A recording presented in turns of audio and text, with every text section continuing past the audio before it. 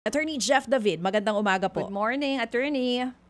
Good morning, ma'am. Good morning po, DJ Chacha at Ruth Cabal po ito dito sa True FM. Ano po yung mga konkretong hakbang na ginagawa po ng MIAA para matugunan po itong mataas na bilang po ng mga pasahero natin dyan sa airport? Okay po, meron po kasing interagency na operation, yung tinatawag ng Oplan Biyaheng Ayos, no? So ito po, ginagawa po ito ng DOTR, kasama na po si MIA dyan. Nagde-deploy po tayo ng mga additional na say staffing sa airport, no? So katulad po nung kung kayo po ay nagbumabiyahe ngayon, makikita niyo po meron tayong mga help desks sa airports po. So yung help desk po na yun manned by a public assistance officer, law enforcement units, medical staff po, para sila po yung mag-a-assist sa ating mga pasahero kung meron po silang pangangailangan. Okay, so aside po dyan, meron pa bang karagdagang personnel na inilaan po ang MIAA para rin po tugunan itong mas madami po na pasahero natin tuwing ganitong panahon? Considering that the operations of NAIA has been turned over to NNIC po, no? So as far as staffing is concerned, NNIC po iyan. Yeah, But definitely po part po ng concession agreement natin is to ensure appropriate and adequate staffing anytime po na kailangan, especially sa mga ganitong peak travel periods po. Ito po bang issue ng mahabang pila sa immigration under MIAA po ba ito? Well, ma'am, no, I'm proud to say po with the efforts of a DOTR secretary, during peak hours from yesterday until today, wala po or light queuing lang po ang ating pila sa immigration. Oo, meron kayong intervention na ginawa nga po dyan, yan din ang sinasabi ng DOTR, para hindi na magkumpulan yung ating mga kapatid dyan po sa immigration area. Ano po exactly itong ginawa ninyo? Well, in coordination po yan with the Bureau of Immigration through, sabi ko nga po, through the efforts of the DOTR Secretary. The Bureau of Immigration committed to fully man all counters during peak hours po. Kasi nandyan po talaga yung pila. So kung wala naman pong peak hours, although may queuing tayo, hindi po siya katulad talaga ng nakikita natin sa mga pictures na hanggang labas po ng immigration area yung pila. So ngayon po, nagsispread out na po yung queuing natin. Not necessarily na parang pag peak hours sobrang haba po ng pila. Ngayon light queuing na lang po all throughout. Maganda po yung sinasabi nyo na na mayroon ng intervention, nagdagdag nga na BI personnel. Yung isa ko lang gusto nga malaman na attorney, yung pabalik naman kasi ang dagsari na pauwi, 'di ba?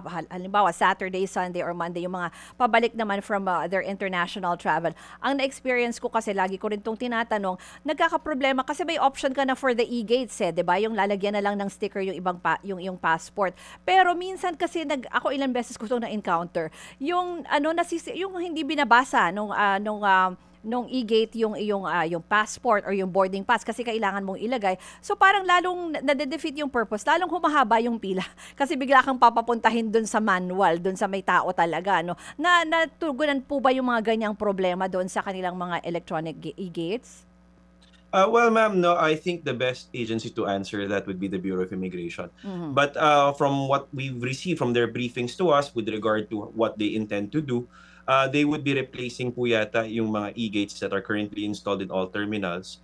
And then they would be installing new ones po, yung mas, ano po tawag doon, mas naaangkop po sa pangangailangan ng terminals natin dito sa Manila. Kasi kung ako lang, syempre maganda po yung mga ganyan na talagang mas mabilis kasi yan eh. Kaya lang ang hirap lang yung kung nagkakaaberya kasi lalong naiipit yung mga tao na iisipin mo sana doon ka na lang pumila sa talagang merong officer na, 'di ba, na magtatatak doon sa iyong passport. Yung isa pa attorney, yung paalala lang natin, meron pa ring mga e-travel for those going abroad.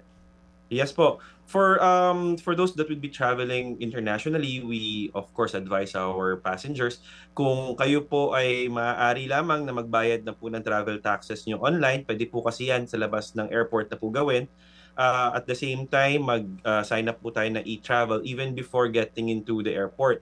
Kasi yan po yung number one or isang malaking cost po ng delay sa immigration interviews natin.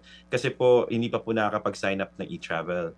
So, so considering na wala na po masyadong pila ngayon sa immigration, para makaiwas lang po tayo sa, let's say, delays po sa inyong pagbiyahe, mag-sign up na po tayo. At agahan pa rin po natin kahit wala na po masyadong pila sa immigration Immigration. Pakiagahan lang po kasi hindi rin po namin masabi kung meron pong may mangyaring aberya na baka po kayo maghagol habang naghahabol po dun sa inyong flight. Attorney Jeff, para lang mas maintindihan ng mga nakikinig at nanonood sa atin, kasi nga po, privatized na ngayon itong NAIA. Dun sa transition ng pagsasapribado ng ating mga airport, ano na pong magiging papel ngayon ng MIAA sa transition na ito? Para lang mas klaro kung saan ang papel dito ng MIAA. Well, under the concessions agreement, Ma'am Chacha, kami po dito ay now regulators na lang po kami ng NAIA. Of course, we treat NNIC as our partners in the development of the airport. Kami naman po, may pinapadala po kaming tao sa terminals natin araw-araw. Makikita niyo po yan, naka-MIAA uniforms po yan. Nag-i-inspect po sila ng terminals natin to ensure na at least tama po ang nangyayari, no? Wala pong aberya. At the same time po, ensuring po na na-compliant si NNIC dun sa mga deliverables nila sa concessions agreement. Okay, so at least malinaw na po ngayon. Kayo na ang tanging regulator. Noon po kasi, before the privatization, kasama kayo doon sa, kumbaga yung paghahawak ng kung ano yung nangyayari sa NAIA? Well, kasama po kasi yun, ma'am, no, if I get the question correctly. Primarily po, if you would look at the hierarchy of responsibilities, NNIC po talaga may responsibility for operation and maintenance. Yeah, oo.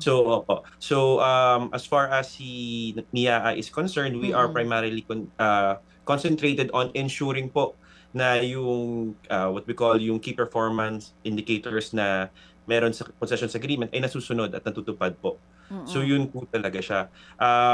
Ngayon po, kung meron po mga interventions required, katulad po nung kailangan nila ng assistance on the part of the DOTR with regard to dealing with other related government agencies, katulad po ng Bureau of Immigration for this peak travel period, yun po yung isang malaking na itutulong namin. Doon kayo pumapasok. Sa partnership na ito. Oo. So pag kailangan na ng tulong ng DOTR sa mga gagawing pagbabago nitong private group, saka po, kumbaga, magme-middleman dito ang MIAA.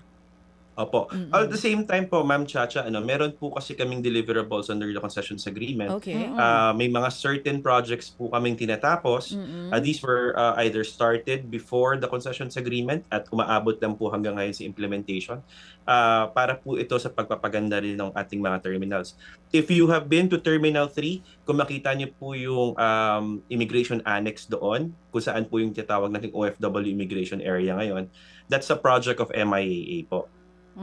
Okay. So, solely project nyo po yan? Kumbaga, labas po dyan ng private group? Yes, ma'am. Meron po kasi Okay. talagang certain projects that ang tinatawag po namin doon is works in progress po. So, naabutan po iyan ng turnover Okay, kaya ng tinuloy na PBB. lang. So, Oo. ito po yung mga projects na tinatapos pa po namin ngayon. Oo.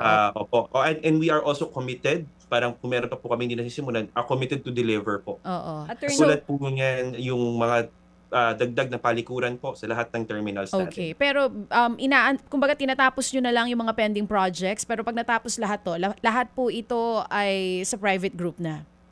Yes po, ito turn over po ang operations and maintenance of these assets that we are now currently adding to the terminals po, no? To the private group po. Sila po yung magme-maintain nito at mag-ooperate. Attorney, since baka nga din sa private operator, pero since kayo na rin yung kausap natin at may binanggit kayo na dapat natututukan na sumusunod sa concession agreements, naalala ko lang kasi binanggit kanina nung aming reporter na si Hannibal Talete na ang dami daw nakaupo sa sahig. So ano bang pwedeng gawin dyan? Yung dahil nga dun sa volume siguro ng mga pasahero, marami rin talaga ngayon. Ano bang pwedeng gawin dyan is that still part of yun na nga, pagpapaganda and ensuring na talagang yung mga basic services ay maayos din po na naihahatid? Ma'am, medyo malabo lang po yung pagdating ng audio, no? Pero correct me if I'm wrong po, meron pong nakita ang inyong reporter na nakahiga po sa sahig. Mga Tama ganon, po ba? mga nakaupo sa sahig, ibig sabihin kulang ng mga upuan, ano po, or iba pang mga areas para dito sa mga waiting areas siguro. Okay po. Kung maaari lang po namin malaman, ma'am, no, kung pwede niyo po i-message sa amin kung saan po directly nakita yung NAIA 3. yung nakahiga or nakaupo po sa sahig. Kasi sometimes po, no, without discounting naman po yung experiences ng ating mga kababayan, meron po talaga kasing by choice po talaga minsan. Parang mas convenient po kasi mas malapit po dun sa pinaghihintayan nila. Pero for the most part po, if we can get that information, ma'am, then we can check po, no? And then we can monitor kung meron po talagang ganong na nangyayari. At kung consistent po yun, ibig sabihin meron pong reason kung bakit nandoon sila. So alamin din po namin iyon. Kanina po yung report from NAIA Terminal 3 po yan. NAIA Terminal 3 po. Okay po. Ayan, maraming salamat po Attorney Jeff David. Siya nga pong Head Executive Assistant ng MIAA. Thank you po. Thank you, Maraming salamat. Attorney. Thank you very much po, ma'am. Salamat din po.